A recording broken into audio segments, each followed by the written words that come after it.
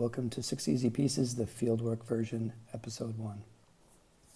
6 Easy Pieces comes from my favorite physicist, Richard Feynman. Yes, I have a favorite physicist.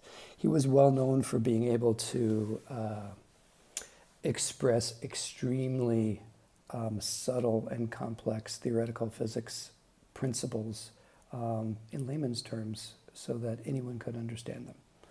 And as a matter of fact, when he was teaching, I think it was at MIT, he would often have senior lecturers from his university and others join his undergrad classes because they learned a lot. And also just to kind of marvel at his ability to distill this like stuff down into something that kind of made sense to people in a very digestible way.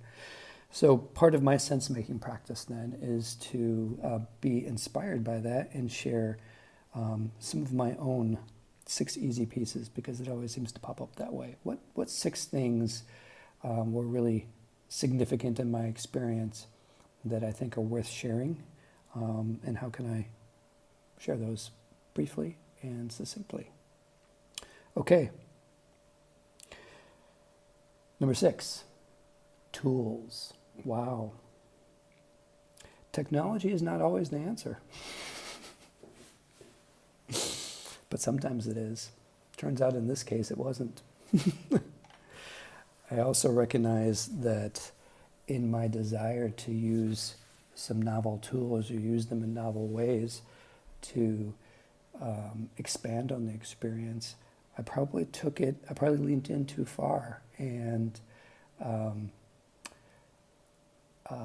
got myself out of balance a little bit, or maybe just pushed the edges of the envelope too much. But I think what the tools comment comes down to is